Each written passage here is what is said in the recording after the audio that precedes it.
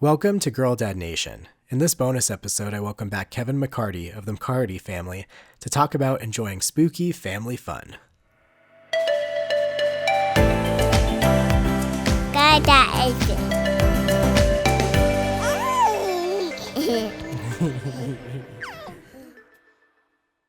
Kevin, welcome back. Thanks for having me again. Now, I know your channel, the McCartys, you guys like to be a little bit spooky. A lot of your content kind of has this sort of dark comedy, some spooky aspects, some crazy characters, and a lot of fun. So from your perspective, how did you get into like that spooky nature, and how do you involve your kids in that kind of spooky content?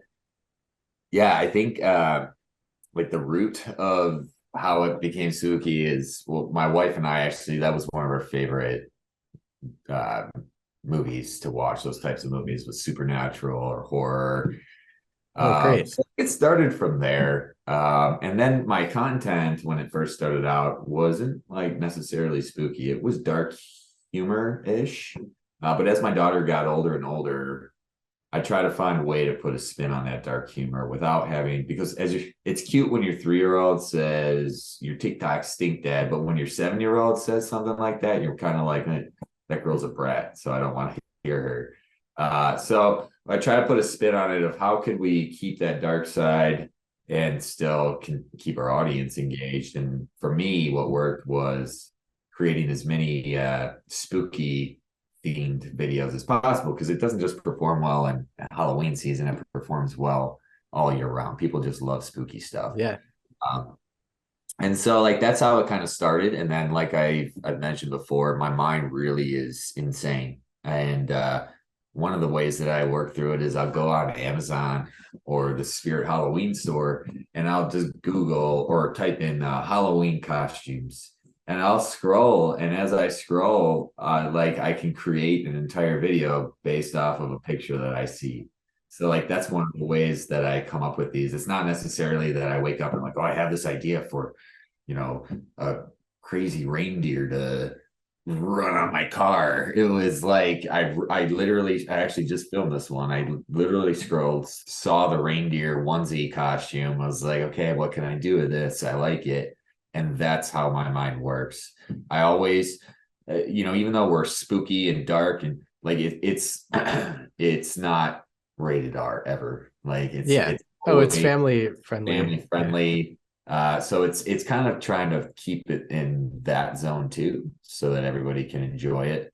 But yeah, as far as that stuff goes, we did it a few times. It was stuck. It worked, and we just rolled with it. Now we are that family. I literally have 120 costumes in my basement.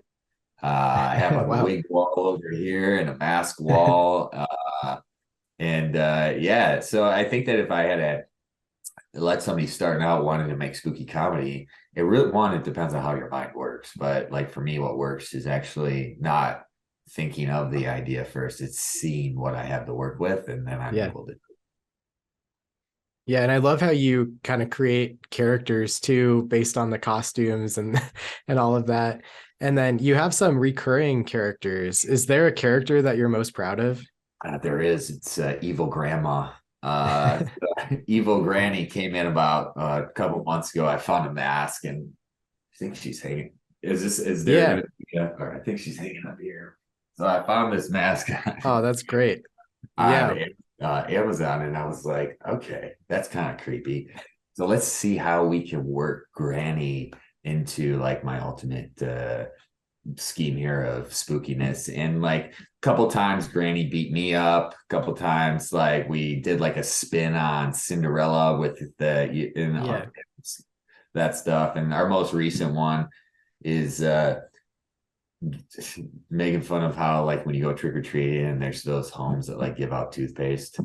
So was that as Granny was giving out toothpaste, and then I came back, or Audrey comes back and she's like, she gave me toothpaste, Dad. And I was like, I told you, old people just don't know how to do things. And then she throws the bag at my face, and me and Granny face off. And the end scene is Granny beats me up, and Audrey was like, "Thanks for the toothpaste," and walks away. So that's kind of Yeah. that's a recurring one. We have Snappy the Turtle is a Mhm. recurring one. So we have so many now though, so many costumes that it's hard to say one that I do things that do well now in my so like Granny has done well, Yeah. performed well. So I'll stick with Granny until she doesn't perform well. So she's fired. She's fired. Yeah, she's done. Now, yeah, we're recording this kind of a little bit before Halloween. Could I ask, like, as a family, do you guys have costumes picked out? So everybody has their costume set except for me, which is odd because all of the costumes that I have are 99% mine down in the basement. But my wife is going to be Morticia Adams.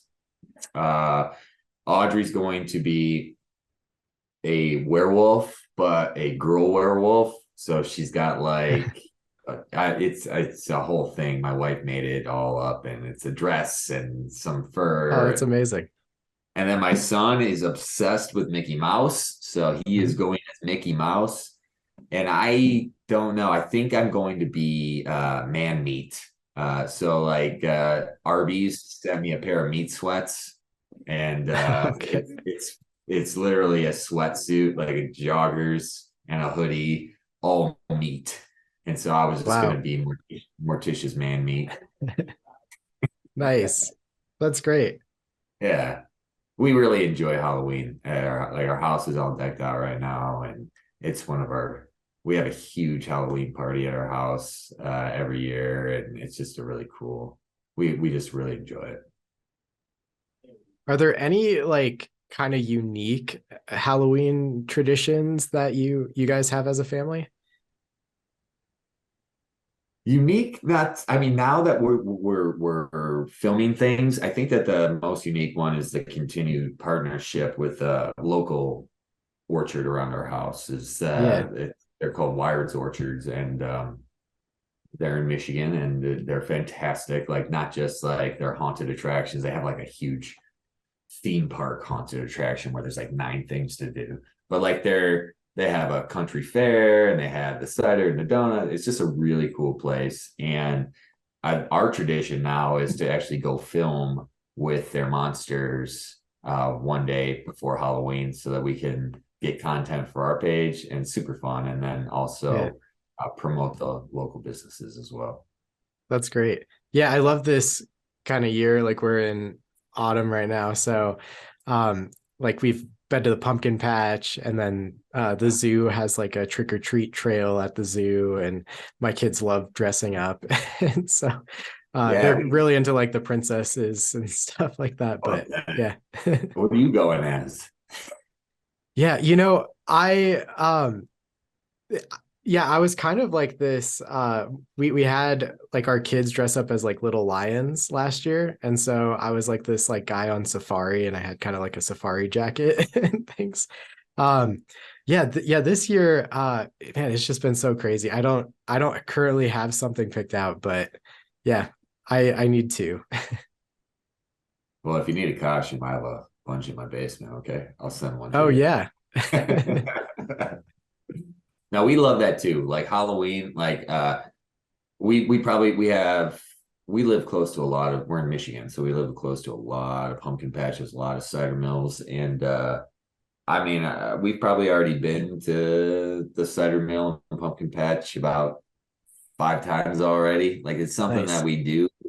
Our downtown area has like Spookville nights, and so like there's skeletons all over the businesses, and we'll walk down, and we try to see, we like to do things outdoors, and it just seems that like when Halloween rolls around, there's a bunch of cool things to do where it's not like insanely hot, and it's just like the right temp to be able to be outside. The kids are enjoying it, are able to enjoy it more. And we've just found that this season, fall itself, we love it so much. Sweet. So yeah, just to wrap up this like spooky episode, could you just give some words of encouragement to the dads listening to this about yeah, how to make the most out of this season? Yeah, I mean, it's not just spooky season that you make the most out of things with the Yeah. kids, but I don't know how the people that are listening feel, but I do enjoy seeking things out for us to do as a family. And I think that a great opportunity to do that is during the fall season, is that the weather is pretty good.